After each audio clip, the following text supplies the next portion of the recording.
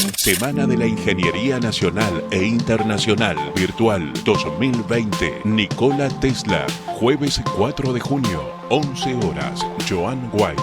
Buenos días a todo el auditorio que está conectado en estos momentos en la plataforma Teams Live, en esta cuarta jornada de la 13ª edición de la Semana de la Ingeniería Nacional e Internacional Nikola Tesla, organizado por la Universidad Tecnológica Nacional, Facultad Regional Tucumán. Es un gusto para nosotros en esta nueva jornada que comienza presentarlo a Joan White, que va a abordar la era de la innovación disruptiva. Justamente es una temática que tiene en su último libro, que tuvo de reciente publicación.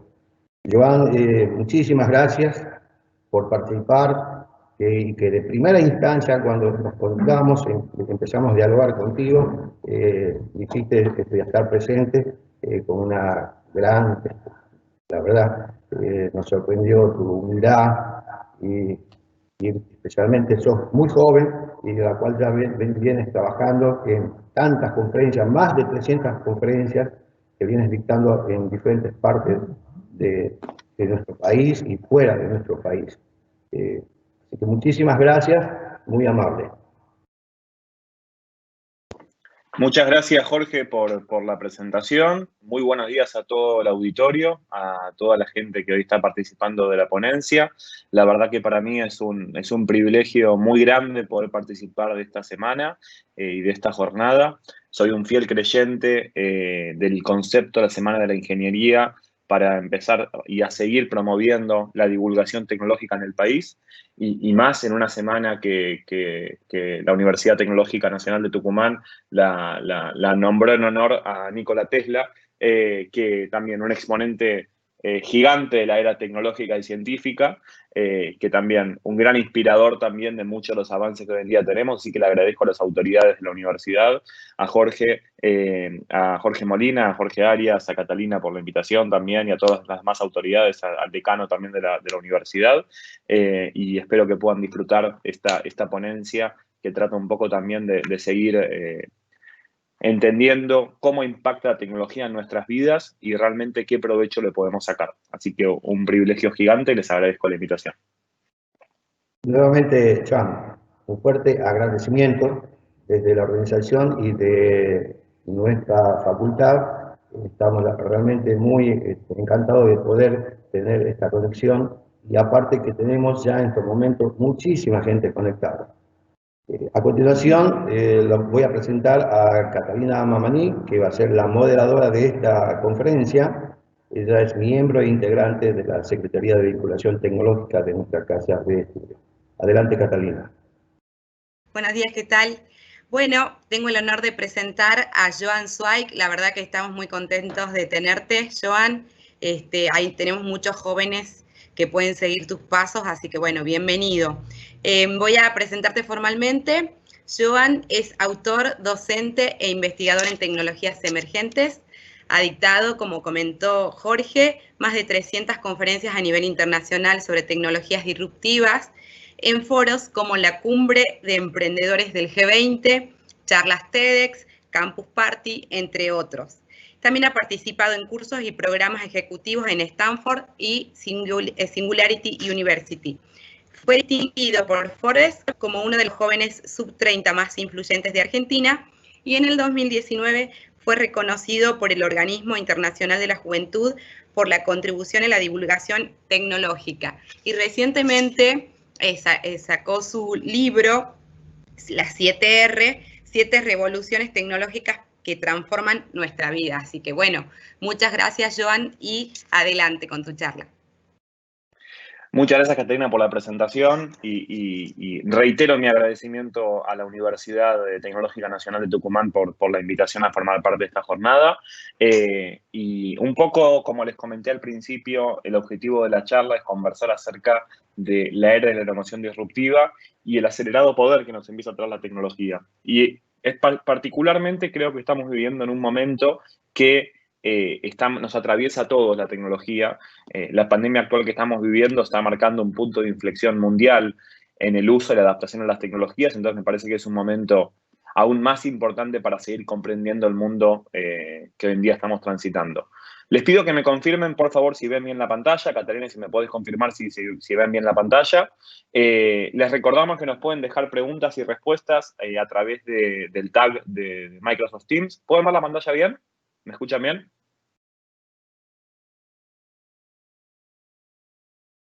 ¿Me confirman, Sí, por favor? se escucha todo bien, se escucha todo bien y se Perfecto. ve la presentación. Perfecto. Pueden dejarnos sus preguntas por el tag de preguntas y respuestas de Microsoft Teams. Un poco vamos a arrancar la presentación de hoy. Ya me presentaron. Yo hace muchos años que trabajo como emprendedor tecnológico y como divulgador de tecnologías emergentes, como me mencionaron. Muy recientemente lancé mi primer libro, como comentaron, 7R, ahora en el mes de marzo, que es el primer manual para empezar a comprender el impacto social y económico que producen las tecnologías emergentes y disruptivas. Y sinceramente trabajo hace muchos años en pos de seguir contagiando y divulgando tecnología emergente. La agenda de la charla de hoy es la siguiente. Vamos a tratar de hacer un breve repaso tecnológico, vamos a hacer una breve introducción al concepto de tecnología disruptiva, vamos a hablar un poco acerca del escenario mundial y local de la innovación exponencial y qué significa. Vamos a hablar un poco acerca también de algunos ejemplos y aplicaciones de inteligencia artificial y el aprendizaje constante de las máquinas, para ver también algunos casos de responsabilidad ética producto de las tecnologías y un breve resumen. La idea de la charla de hoy son más o menos 35 minutos de ponencia y después me gustaría abrir a preguntas y respuestas con ustedes para seguir compartiendo miradas y puntos de vista sobre el mundo tecnológico. Así que les pedimos y les recordamos que pueden dejarnos sus preguntas con el tag de Microsoft Teams. Mis redes, me pueden seguir en todas mis redes, son Joan Zweig, como está acá, como está en mi loguito. Me pueden seguir por allá. Si hay cualquier otra pregunta, cualquier cosa que pueda contribuir, estoy a disposición. Así que para arrancar, vamos a hablar de hacer un brevísimo repaso tecnológico del mundo. Y lo que tenemos que entender es que hay dos conceptos que a lo largo de la historia humana fueron de la mano. Uno es la evolución del rendimiento biológico o la evolución del rendimiento del cerebro humano. Y por otro lado tenemos la evolución del rendimiento tecnológico, la performance tecnológica. Y empezamos a darnos cuenta que en las primeras 3 revoluciones industriales, lo que pasó es que la tecnología aumentó cada vez más que nuestra capacidad biológica en materia individual. El cerebro del ser humano es el mismo desde la prehistoria. Sin embargo, la tecnología empezó a permitir diferentes niveles empezó a servir como motor de cambio social y económico muy grande. Entonces, lo que empezamos a darnos cuenta es que el rendimiento biológico individual nuestro creció, pero en forma muy lineal, y que por otro lado la tecnología empezó a evolucionar en forma exponencial. Y en este sentido, hoy en día estamos transitando desde el año 2016 aproximadamente una teórica llamada Cuarta Revolución Industrial, que todavía no está no está declarada universalmente, no hay un ente universal que la pueda decretar, pero que básicamente acompaña la tecnología desde 2 grandes tendencias que yo creo que son fundamentales.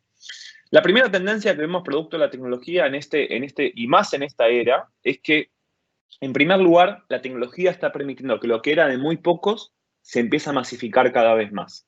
Que lo que era disponible para un grupo muy reducido de personas empieza a estar disponible para más personas. Y en segundo lugar, la segunda gran tendencia, que la vamos a desarrollar un poco a continuación, es que la sociedad tiene mayores capacidades de producción. Es decir, se empieza a democratizar la producción como tal. Es decir, mediante la tecnología tenemos una capacidad de producción en materia individual cada vez mayor. Y a ver, y si empezamos a analizar los últimos 30 años del mundo, quizás el mundo evoluciona mucho más que en los últimos 200 años del mundo. Entonces, y esto me parece que es algo evidente, ustedes en la universidad lo estudian y la universidad siempre lo fomenta, pero el acelerado crecimiento de la tecnología fue realmente exponencial. A ver, del siglo XV al día de hoy, y esto sería mucho más para arriba, hubo algunos puntos de inflexión, algunas tecnologías, algunos momentos que empezaron a marcar hitos en nuestra vida cotidiana, como la invención de la imprenta, como la invención de la máquina de vapor, como la invención del telégrafo, la invención del teléfono, la invención del automóvil, la invención de la World Wide Web, de la web.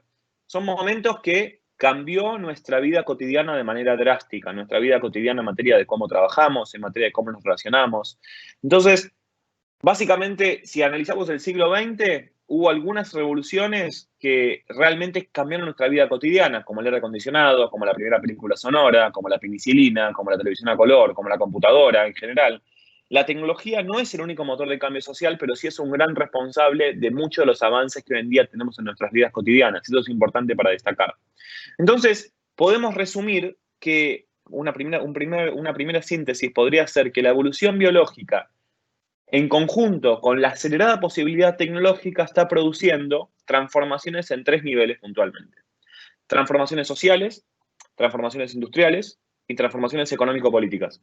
Entonces, básicamente la evolución nuestra biológica, de nuestro cuerpo en general, en conjunto con la posibilidad tecnológica cada vez mayor, está produciendo transformaciones que somos todos testigos. En ese sentido, por ejemplo, esta es una imagen viral que fue muy famosa de la asunción del Papa del 2005, la asunción del Papa del año 2013, en la misma Plaza San Pietro del Vaticano. Y empezamos a ver que algunos autores que trabajan en innovación disruptiva empiezan a decretar como que vivimos en diferentes sociedades. Una sociedad de la observación, que podría haber sido hace 15 años, y la sociedad de hoy en día, que es una sociedad del registro permanente, porque registramos todo en forma constante. Hoy en día tenemos una densidad de imágenes tal que no hay registro en la historia de la humanidad de tanto nivel de densidad de imágenes. Registro permanente de todos. Algunos autores denominan que hasta hay una tercera tipo de sociedad, que es una sociedad de la inmersión, donde queremos formar parte de la imagen. Entonces, a nivel industrial, empezamos a ver en los últimos 30 años que hubo algunas corrientes o algunas tendencias que transformaron la industria en materia gigantesca. En primer lugar, el potencial de las energías renovables, claramente. El año pasado fue la primera vez que Estados Unidos usó a nivel industrial más energías alternativas que energías a carbón, porque a nivel de medioambiental estamos, y disculpen el término, pero estamos medio jodidos, estamos complicados. Estamos consumiendo como si tuviéramos 3 planetas en un solo planeta. Y en segundo lugar, en los últimos 30 años empezamos a ver una creciente tendencia a la utilización de automatizaciones en general y a robótica a nivel industrial. Entonces, son algunas tendencias que son importantes para empezar a entender los últimos 30 años. Y si analizamos las mayores disrupciones del siglo XX, en primer lugar podemos encontrar a Alan Turing, inventor de la computadora electrónica. Alan Turing fue el que descifró el código Enigma. El código Enigma, la máquina Enigma era la máquina que usaban los nazis en la Segunda Guerra Mundial para poder encriptar la información y comunicarse entre sí. El invento de la computadora electrónica, como básicamente Alan Turing es el padre de la computación moderna. Es el inventor de la máquina contemporánea de lógica y de cálculo. Desde mi punto de vista, en palabras de Alan Turing, la computadora personal es una máquina que potencialmente puede desarrollar cualquier cosa. Entonces, la invención científico-tecnológica que plantea Alan Turing cambió nuestra vida drásticamente en el siglo XX. Y la segunda disrupción más importante del siglo XX fue la creación de ARPANET, Internet en general, gestado a fines de la década del 60, que si vemos un mapa de lo que era Internet en la década del 60, eran 5 universidades conectadas entre sí en Estados Unidos. Hoy en día es muy difícil poder sacarle una foto a lo que es Internet por la cantidad de volumen de información que producimos consciente o inconscientemente a diario. Entonces, empezamos a ver que hay una fractura, que hay una brecha, que básicamente significa que el cambio tecnológico es exponencial. Siempre la tecnología va a evolucionar mucho más rápido que el cambio social, cambio económico y cambio político. En el medio, algunos denominan que tenemos la brecha de la realidad llamada, o algunos llaman la evolución, la posibilidad tecnológica versus nuestra vida real y la brecha de la realidad. Y eso no solamente pasa en Argentina, sino pasa en todo el mundo. Es decir, siempre la tecnología va a evolucionar más rápido que nuestros cambios sociales, que nuestros cambios económicos, nuestros cambios políticos. Entonces, si empezamos a ver el escenario actual de la innovación disruptiva, empezamos a ver que en este incipiente siglo XXI hay algunas tendencias tecnológicas, algunas disrupciones, algunos productos, algunos inventos, algunos momentos que están en algún punto marcando cómo va a ser el siglo XXI en materia tecnológica. Lo que pasó con SpaceX hace muy pocos días, que es el primer cohete financiado por una empresa privada y tripulado en llegar a la Estación Espacial Internacional, o la masificación de los dispositivos móviles o las redes sociales en nuestra vida cotidiana, o el uso consciente de robots en hogares, todo eso empieza a marcar un camino muy prometedor en cuanto a la evolución tecnológica para este siglo, y son tendencias. Entonces, empezamos a ver algunos casos, porque realmente quizás la tecnología quizás muchas veces pasa por el frente nuestro, pero a veces no nos damos cuenta de lo que empieza a impactar.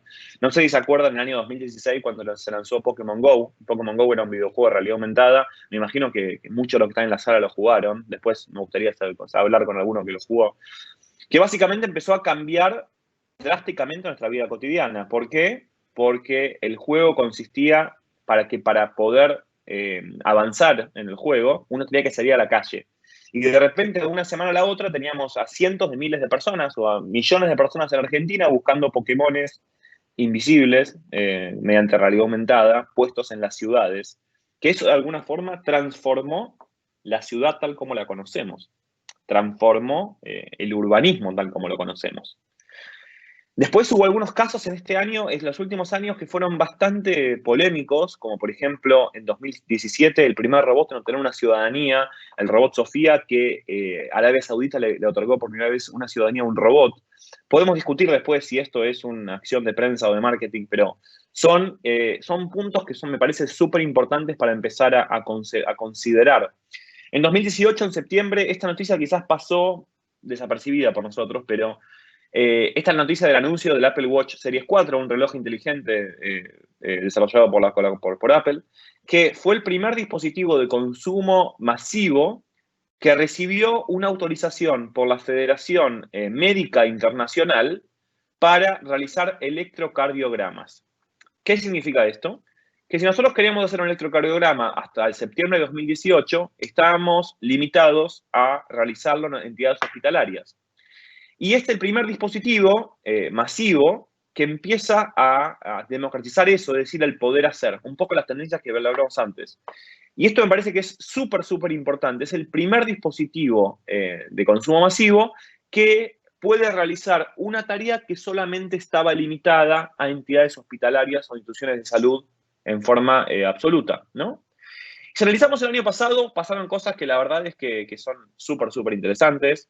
Empezamos a ver cohetes y drones que se tripulan y estacionan solos, y fuimos testigos hace muy pocos días de otra empresa exitosa en este rubro, otro éxito de SpaceX. Empezamos a ver que en 2018 también fue el primer piloto del Falcon 9 que Elon Musk sacó en el misil en el misil reutilizable un auto, un Tesla Roadster también, que lo dejó en la estación aérea internacional y después volvió a aterrizar de forma autónoma. Empezamos a ver autos que se manejan solos, vehículos que se manejan solos. Hoy en día hay muchos estudios de Bloomberg, del Foro Económico Mundial, que empiezan a entender que los chicos que nazcan de ahora en más no van a manejar más vehículos. Y esto es básicamente por la penetración de vehículos semiautónomos y autónomos completos, en forma completa. Hoy en día hay 5 estados en Estados Unidos que permiten la utilización legal de autos autónomos. Entonces, empezamos a ver cosas que van a transformar nuestra vida cotidiana, si empezamos a analizar. Empezamos a ver dinero que se gobierna a sí mismo con la erupción de tecnologías blockchain y criptomonedas en general, que sale del control de las economías tradicionales, que eso me parece que es algo súper importante para empezar a tomar y a comprender. Y esto, aunque tengamos muchos problemas en la historia de la humanidad, porque no vengo a minimizar que hoy en día tenemos problemas súper, súper importantes en la historia de la humanidad, concentración de riqueza, tenemos problemas de desnutrición, tenemos problemas de acceso a condiciones mínimas de higiene, tenemos condiciones de agua. Estamos transitando la etapa más próspera y segura de toda la historia de la humanidad. Es decir, si analizamos toda la historia de la humanidad en relación a niveles de prosperidad y a niveles de seguridad física, estamos en la etapa más próspera de toda la historia de la humanidad. Y muchas veces, y yo creo que para hacer una breve reflexión de lo que estamos viviendo hoy en día, del contexto actual que estamos viviendo, quizás hoy no somos conscientes de cómo nos va a transformar el coronavirus o cómo va a beneficiar, en el buen sentido, cómo va a beneficiar al salto tecnológico el coronavirus. Porque en educación evolucionamos en 2 meses más que en los últimos 5 años. En teletrabajo evolucionamos en 2 meses más que en los últimos 10 años. empezamos a ver cosas de cambio tan importantes que me parece fundamental. Y hoy en día vivimos en una era de abundancia. Y una era de abundancia también desde el sentido de la dimensión virtual, porque la abundancia es que podamos desarrollar la Semana Tecnológica Nacional de la Universidad Tecnológica de Tucumán por esta vía. Abundancia es que si ustedes tienen un emprendimiento y quieren contactar a cualquier empresario o emprendedor del país, están a un clic de distancia de poder desarrollarlo, de poder llegar a ese empresario. Abundancia es poder tener la capacidad de poder producir un mensaje y potencialmente viralizarlo en cuestión de segundos. Entonces, abundancia desde ese sentido, abundancia desde la prosperidad y abundancia desde la seguridad física. Entonces, acá hay algunos gráficos que me gustaría compartir con ustedes. Por ejemplo, la cuota de población mundial viviendo en pobreza extrema de 1820 a 2015, que se redujo abismalmente. La tasa de mortalidad infantil de 1960 a 2015, que se redujo abismalmente. Los crecientes niveles de educación a nivel mundial de 1820 a 2010, que América Latina está por encima del promedio mundial en cuanto a niveles de educación primaria. Entonces, podemos acá seguir con un montón más de gráficos, pero básicamente la evolución tecnológica fue en gran parte responsable de esta realidad. Y la tecnología, otra vez, no es el único motor de cambio social, pero sí es un gran responsable de el bienestar que hoy en día estamos teniendo, social y productivo, ¿no? Porque yo también, cuando hablamos de aislamiento social obligatorio, yo no estoy muy de acuerdo con ese término, creo que socialmente estamos más conectados que nunca, pero de otra forma. Entonces me parece que eso es algo importante para empezar a considerar.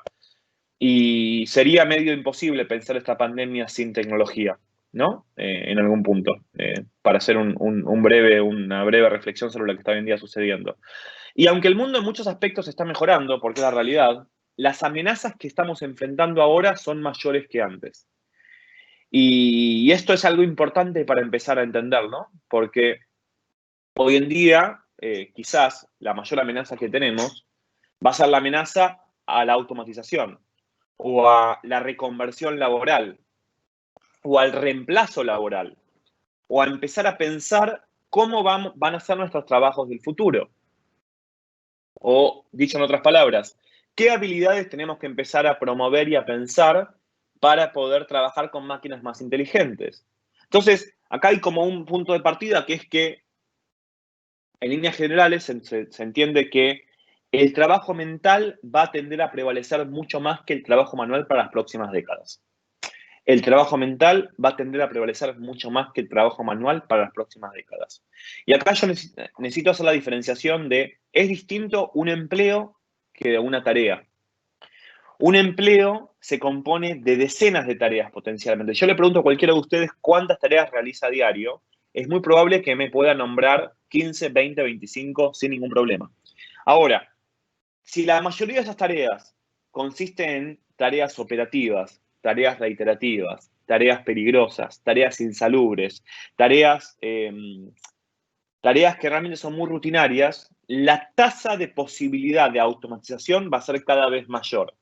Si la mayoría de esas tareas son tareas vinculadas a negociación, a la asistencia, al liderazgo, a la creatividad aplicada, a la sensibilidad humana, entonces su empleo va a estar más seguro de la automatización en general. Eso es una premisa que me parece interesante para empezar a entender, ¿no? En ese sentido.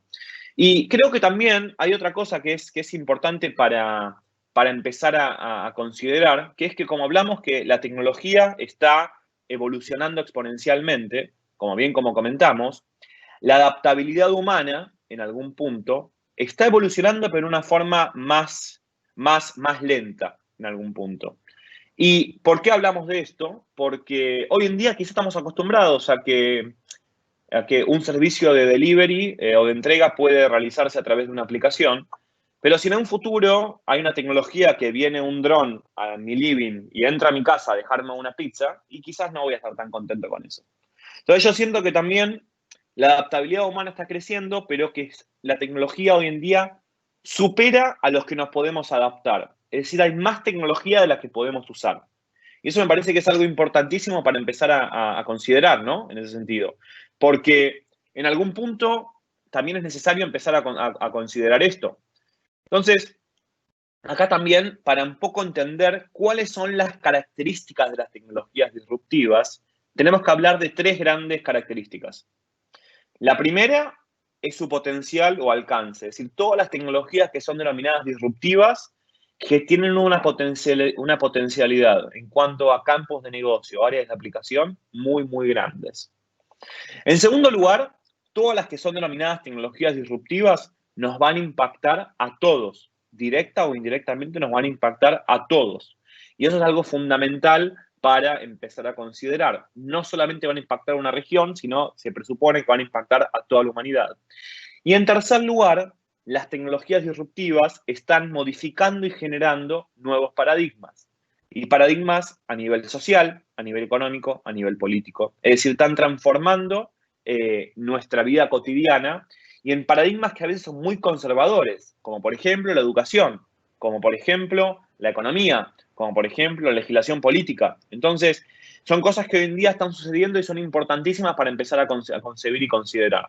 Entonces, si empezamos a analizar cuáles son las 6 tecnologías esenciales de cara al 2025, de cara a los próximos 5 años, podemos encontrar 6 grandes tecnologías que las 3 de arriba son quizás más duras, son más de hardware, como la robótica, como la impresión 3D, como la realidad aumentada y virtual. Y las 3 de abajo son quizás más paradigmas digitales.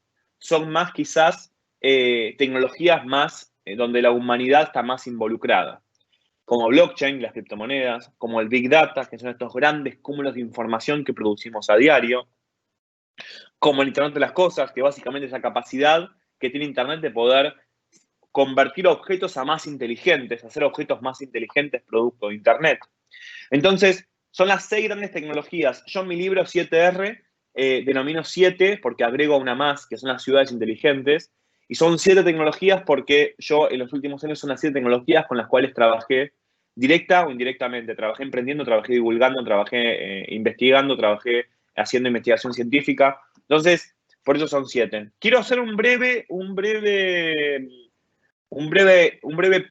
punto y coma en la tecnología blockchain y criptomonedas, porque creo que realmente es una de las tecnologías que empieza a colaborar mucho o a ejemplificar cómo van a ser las referencias, las tecnologías en un futuro.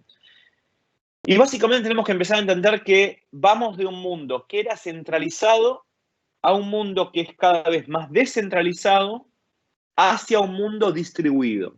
¿Qué significa eso? Hoy en día centralización, por ejemplo, es cuando, por ejemplo, nosotros tenemos que sacar nuestro DNI. Entonces sacamos nuestro DNI, ese DNI nos lo emite, nosotros lo pedimos a una autoridad central y nosotros somos un nodo de esa autoridad central que pide el DNI, es decir, y lo devuelve el DNI. Cuando, por ejemplo, consumimos un contenido en Netflix, por ejemplo, hacemos lo mismo. Netflix tiene un servidor, un conjunto de servidores, entonces nosotros le damos la información, le pedimos información, nos brinda información. El modelo descentralizado es el modelo, por ejemplo, para los que tienen mi edad, yo tengo 29, supongo que hay gente en la sala que tiene el rango de los 25 a los 35, se acordarán de programas como Casa, como Ares, como Emule, todos programas de intercambio peer-to-peer que nacieron con Napster. Era descentralización. ¿Qué significa descentralización? Que cada uno de nosotros somos como pequeños emisores y receptores. Es decir, que podemos concentrar diferentes nodos. No hay un nodo central, sino hay varios nodos centrales que pueden emitir y que pueden enviar y pueden recibir. La distribución o los modos distribuidos básicamente son modelos en donde todos somos nodos que podemos recibir y que podemos enviar. Entonces, en las tecnologías blockchain y criptomonedas hay como 2 grandes exponentes contemporáneos. Un exponente que no se sabe quién es, que se denomina Satoshi Nakamoto, que es el fundador de Bitcoin. Una tecnología generada en el año 2009. Y un programador canadiense que se llama Vitalik Buterin, que es el fundador de Ethereum. Ethereum es la segunda criptomoneda más popular del mundo y es un emprendedor que trabaja en la elaboración de contratos inteligentes desde hace muchos años. Entonces, hay un autor que se llama Don Tapscott, que a mí me gusta mucho y les recomiendo, que es el autor de Blockchain Revolution. Don Tapscott dice que la primera generación de la revolución digital nos trajo el Internet de la información. la revolución digital, Internet de la información es lo que conocemos hoy en día, es decir, la abundancia de información. Esa abundancia de información es lo que hoy en día estamos viviendo. Y la segunda generación de Internet, impulsada principalmente por la tecnología blockchain, dice Don Tapscott, nos está trayendo el Internet de valor. Que básicamente el Internet de valor es una plataforma nueva que remodela el mundo de los negocios y transforma para siempre el viejo orden de los asuntos humanos. Esto me parece que es un concepto muy, muy interesante para empezar a entender cómo la tecnología está fomentando la descentralización y la distribución. Entonces, me parece que es un concepto interesante para empezar a hablar de esta tecnología. Y en segundo lugar, una cita de Vitalik Buterin, que me parece interesantísima para empezar a considerar esto. Y Vitalik Buterin dice que mientras que la mayoría de las tecnologías tienden a automatizar a los trabajadores en la periferia, haciendo tareas de baja categoría, blockchain automatiza el centro. Es decir, en lugar de poner el conductor de taxi fuera del trabajo, blockchain deja Uber fuera del trabajo y le permite al conductor trabajar directamente con el cliente. Las tecnologías blockchain básicamente son tecnologías que fomentan la descentralización, que fomentan la distribución, que fomentan la transparencia, que fomentan la seguridad criptográfica, que funcionan como libro mayor. Me parece que es un ejemplo muy interesante para empezar a pensar aplicaciones. Hoy quizás, Bitcoin quizás va a ser la aplicación más aburrida de tecnologías blockchain que vamos a ver. Bitcoin quizás va a ser la aplicación más aburrida de las tecnologías blockchain que vamos a ver y ser testigos. Aplicaciones principales que empezamos a ver, contratos inteligentes, criptomonedas, securities en general para poder trabajar en equidad, para poder trabajar en mercados privados, en conceptos de deuda, para poder registrar o para poder trabajar en registro de diferentes activos en general, ya sea de votación, de propiedad intelectual, de títulos en general, de títulos de propiedad. Entonces, hay algunos emprendedores argentinos que la verdad es que están marcando un claro avance en materia de tecnologías blockchain, como la empresa Ripio, que en 2017 cerró su ICO, su ronda de oferta inicial por $37 millones, generando una red de Ethereum de prestamistas y prestadores. Hay emprendedores que fomentaron un videojuego que se llama Decentraland, que consiguieron $24 millones en su ICO en 35 segundos, donde la criptomoneda se utiliza para comprar terreno dentro de este mundo virtual. Me parece que es interesante para empezar a entenderlo. Y en ese sentido, también hay aplicaciones que hasta quizás son un poco más graciosas, que son el primer matrimonio registrado en una blockchain en Suiza, por ejemplo, en marzo de 2018. Entonces, la verdad es que vemos tecnologías que cambian bastante nuestra vida cotidiana. En materia de responsabilidad y de aplicaciones éticas y morales respecto al uso de la tecnología, hay algunas cosas que están sucediendo que son interesantes para empezar a entender y a considerar. Por ejemplo, el primer robot abogado del mundo, legalmente válido en los Estados Unidos, que nos sirve para resolver cuestiones legales, si queremos llamarlas cotidianas o rutinarias, como por ejemplo, si tengo una demora en un vuelo y quiero una compensación, si no puedo pagar un ticket de exceso de velocidad, si tengo un problema me impusieron una multa que no es justa, y cómo poder hacer la apelación. Entonces, es un sistema de inteligencia artificial que básicamente lo que hace es comparar con bases de datos de millones de casos. Entonces, este ejemplo yo los traigo porque me parece interesante empezar a entender esto que hablamos de tarea versus empleo. Un abogado puede atender en toda su vida 10.000, 15.000, 20.000, 25.000 casos, pongamos un número. Pero eso es, en materia de eficiencia, es mucho menos eficiente que comparar esa cantidad de base de datos con una base de datos de cientos de miles o de millones de casos, si queramos llamarlo. Lo mismo pasa en medicina, en estos casos más puntuales. Entonces, quizás el rol del abogado del futuro va a ser un trabajo mucho mayor de interpretación de estas variables. Hay una compañía que se llama Predpool, que trabaja en Los Ángeles, es una compañía originaria de Estados Unidos, que hoy en día está válida en Los Ángeles, que lo que hace es predecir el crimen en tiempo real usando información, usando Big Data. Hay una película que se llama Minority Report, que básicamente también un poco trata acerca de esto, trata acerca de castigar antes de que se cometa el delito. Pero con esta empresa, Predpool, lo que hace es distribuir las patrullas policiales en la ciudad de Los Ángeles antes de que se produzca el crimen. Antes de que se produzca el crimen. Me parece interesante para empezar a entenderlo. Y después, la verdad es que surgen muchos dilemas éticos en relación al uso de la tecnología. Y me gustaría hacer una breve síntesis con ustedes para después abrir preguntas y respuestas. Y recuerden que esta charla tiene como objetivo que ustedes salgan con más preguntas que respuestas. Porque la verdad es que creo que lo más importante hoy en día es tener una buena capacidad de adaptabilidad y de flexibilidad a los cambios. Entonces, creo que hoy en día vivimos, como hablamos antes, en una era de abundancia. Una era de abundancia donde tenemos una abundancia de datos, por ejemplo. Yo creo que la información como tal en estado bruto va a empezar a carecer de valor. La información, es decir, sin ningún nivel de análisis o sin ningún nivel de procesamiento va a empezar a carecer de valor, porque estamos como de alguna forma inundados de información. Y Internet es una realidad, va a estar cada vez más presente y más accesible en nuestra vida cotidiana, es una realidad eso. Entonces, hoy en día, nosotros y ustedes, la porción del mundo que tiene la capacidad y el privilegio de poder estar conectado a Internet, tienen la capacidad de poder acceder a millones de datos, de información, a terabytes de información en cuestión de milisegundos. La gran pregunta es, ¿qué hago con esa información? ¿Cómo puedo tomar mejores decisiones con esa información? Y yo creo que la era que estamos hoy en día viviendo tiene ese desafío. Es decir, vivimos con una abundancia muy grande de herramientas, de información, de herramientas de productividad, de herramientas de generación de contenido, de herramientas para poder manejar mejores equipos, de herramientas de poder fomentar el comercio electrónico, de abundancia, porque estamos inundados de soluciones y de proyectos. Ahora la gran pregunta es, ¿cómo podemos convertir toda esa abundancia en mejores decisiones para nuestra vida cotidiana? ¿Cómo podemos empezar a tomar estas tecnologías para empezar a mejorar una pyme, para poder mejorar un emprendimiento, para poder pensar un emprendimiento que genere fuerza laboral a futuro?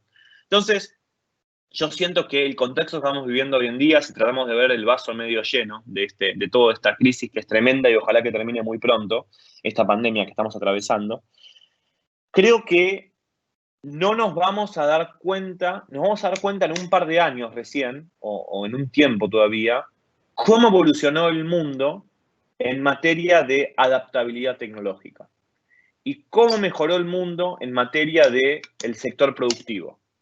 Entonces, yo siento que realmente este momento que estamos atravesando, y tratamos de ver el lado del vaso medio lleno, va a generar un salto muy grande en cuanto a la posibilidad tecnológica y al uso tecnológico. Creo que va a saltar un salto muy grande. Y el objetivo un poco de mi charla era un poco presentarles este escenario y era un poco empezar a plantearles esta semilla de entender el mundo y entender la posibilidad que hoy nos otorga la tecnología para empezar a generar mejores emprendimientos, para empezar a reconvertir nuestros empleos, a reconvertir nuestras tareas que realizamos. Y tenemos que ser conscientes que de acá no hay marcha para atrás, de que la tecnología sigue avanzando y que tenemos que, más que nunca, en este tiempo que es tan dinámico, que es tan rápido, donde hay muy pocas certezas en el mundo, creo que tenemos que tener una capacidad también de escucha muy importante para empezar a tomar mejores decisiones que nos puedan empezar a mejorar la vida cotidiana nuestra y la vida de nuestro país en general.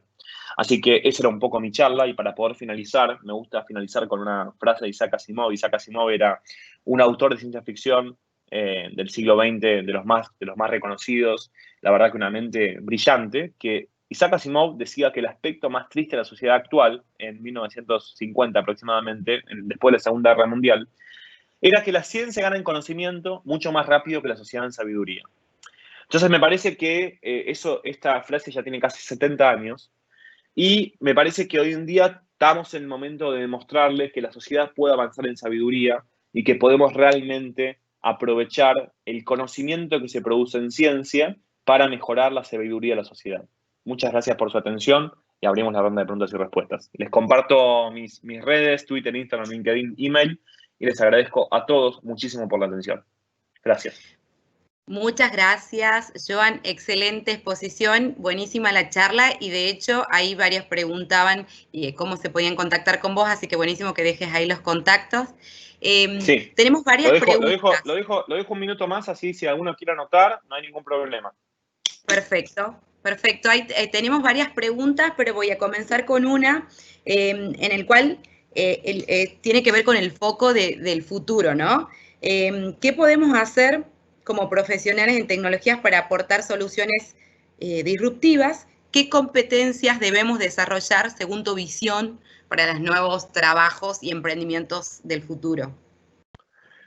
Un poco como comentamos en la charla, me parece que lo que es importante es empezar a entender de nuestros empleos cuántas tareas tienen una posibilidad de automatización mayor, muy grande, y cuáles tareas no. Entonces, en líneas generales, lo que yo puedo decir es que el mundo del futuro en general va a necesitar, por un lado, muchos profesionales de ciencias exactas, es decir, muchos profesionales que sepan mucho de matemática, que sepan mucho de física, que sepan mucho de biología, más en este contexto. Pero por otro lado, necesitan estar muchos profesionales de ciencias más blandas, muchos psicólogos, muchos sociólogos, muchos comunicadores. Entonces, toda habilidad que sea habilidad de liderazgo, de interpretación creativa de datos, de ciencia de datos, toda habilidad de liderazgo de equipos, de liderazgo de personas, tenemos que empezar a preguntarnos qué habilidades tenemos que desarrollar para trabajar con máquinas más inteligentes. Me parece que esa es la clave puntual, y las habilidades blandas las llamadas habilidades blandas van a ser cada vez más requeridas en este tipo de habilidad, de contexto. Después, otra pregunta que tiene que ver con, en los países emergentes que es mucho más difícil acceder a tecnologías de este tipo, ya que hace falta primero un conocimiento y la infraestructura, que por lo general algunos países no lo tienen.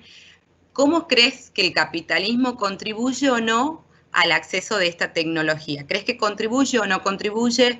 ¿Cuál es el impacto que cree que tiene el capitalismo? A ver, la realidad es que el sistema capitalista se ha demostrado que a lo largo de la historia de la humanidad es que es al menos lo mejor que tenemos para poder lograr una cohesión social dentro de todas sus realidades a nivel de concentración de riqueza, con sus realidades en materia del interés capitalista per se. Me parece que el mundo... Creo que es una excelente pregunta. Creo que el mundo antes era descentralizado. Vivíamos en comunidades nómades, vivíamos en comunidades aisladas, tratando de sembrar la tierra, de poder producir para nuestra familia, en comunidades centralizadas. Estamos en un mundo ahora que es globalizado enteramente, porque si vamos a un centro comercial en Tucumán, un centro comercial en Buenos Aires, un centro comercial en Salta o en Bariloche, va a ser exactamente lo mismo. El 90% va a ser igual. Lo mismo pasa en todo el mundo. Entonces, y creo que estamos yendo de vuelta a un mundo descentralizado producto de la tecnología. Más allá de corre en paralelo al sistema capitalista. ¿Por qué? Porque la tecnología está permitiendo que cada vez podamos hacer más, podamos producir más independientemente de los sistemas macro. Entonces, realmente soy muy optimista respecto a cómo la tecnología va a contribuir un acceso paralelo a lo que nos fomente el sistema capitalista en los próximos años. Y creo que hoy en día estamos viviéndolo hoy también eso. Y después también tenemos una pregunta que tiene que ver con esto de cómo la pandemia nos afectó y de alguna manera nos acercó, pero de una forma visual y auditiva. Entonces, la pregunta es, ¿vos crees que se van a desarrollar tecnologías o existen algunas tecnologías que incrementen estos sentidos para que nosotros podamos conectarnos de una manera más cercana? A ver, es real. Estamos socialmente más conectados que nunca, pero de otra forma. No estamos conectados presencialmente. Se cambió la forma, se cambió el soporte. Yo siento que esta pandemia nos va a transformar muchísimo. Va a reconvertir el concepto del tacto, va a reconvertir el concepto de cercanía. va a convertir muchísimo las relaciones sociales en general. Pero creo que también, yo trato de ver el lado del vaso medio lleno y me parece que creo que se va a revalorizar o se está revalorizando ahora mucho más el concepto del tiempo. Creo que es algo que hoy en día se está revalorizando mucho más. Hay una periodista, una colega periodista de La Nación que trabajamos muchos en varias ocasiones, que hace muy poquito escribió un artículo que se llamaba "Ese Zoom podría haber sido un mail". Porque hoy en día estamos como medio plagados de videollamadas, de Zooms, de Hangouts, de WhatsApp, de lo que fuese. Y la famosa frase, esa reunión podría haber sido un mail, bueno, ahora ese Zoom podría haber sido un mail. Entonces yo creo que el concepto del tiempo se va a revalorizar mucho. Obviamente hay todo un lado oscuro de esto, un lado oscuro entre comillas, que es que el concepto de cercanía social se va a modificar, es la realidad, eso. Pero soy optimista respecto a que el salto tecnológico que vamos a producir producto de esta pandemia va a ser positivo para las industrias y para la educación. Y viste, vos comentaste bastante en cuanto a los trabajos actuales, que está bueno tener como en cuenta la cantidad de actividades que podemos sustituir de alguna manera o no, y de las tareas que tenemos. Vos, o sea, ya está sucediendo la brecha tecnológica que está afectando muchos empleos. ¿Qué considerás vos que deberían hacer las personas que están trabajando justamente con roles o cargos que son muy de manufactura, muy de distintas actividades que la tecnología no está implícita? ¿Qué considerás que podrían hacer para adelantarse un poco a los cambios que se vienen? Me parece que la forma de adelantarnos y de poder prepararnos para el futuro cercano es, primero de todo, tratar de ser muy abiertos y muy críticos a las posibilidades que hoy en día se nos presentan. Hoy en día tenemos que pensar que podemos usar la cuarentena para poder actualizarnos con series y películas y poder pasar tiempo de ocio, o hoy en día la abundancia también es, vamos a estar participando en la Semana Regional de la Ingeniería de Tucumán, de la Universidad de la UTN de Tucumán en este momento. Entonces, me parece que hoy en día tenemos una capacidad de poder adelantarnos y de poder construir habilidades para futuro que antes no lo teníamos. Entonces, siento que eso es una oportunidad inmensa en el mundo, inmensa. Y siento que también creo que tenemos que ser muy críticos con nuestros empleos hoy en día, porque otra vez hacer como una especie de mea culpa y poder entender que empezar a pensar y empezar a prepararnos. ¿Qué habilidades podrían ser automatizadas? Si nuestro empleo podría ser altamente reemplazado fácilmente por la tecnología, tenemos que empezar a buscar dónde podemos agregar valor a ese empleo para empezar a reconvertirlo desde ahora. Porque lo que pasa en esta época es que todo es mucho más dinámico, todo es mucho más rápido, todo es una vorágine muy grande de la evolución tecnológica. Entonces, en ese sentido, me parece que es importante empezar a entenderlo. Y en esto, que esta revolución que también viene aparejada del cuidado del medio ambiente, de la economía circular, de co-crear juntos, ¿no? ¿Qué recomendación o sugerencia le darías a los estudiantes y a quienes tienen ganas de emprender y cuando sean profesionales en breve?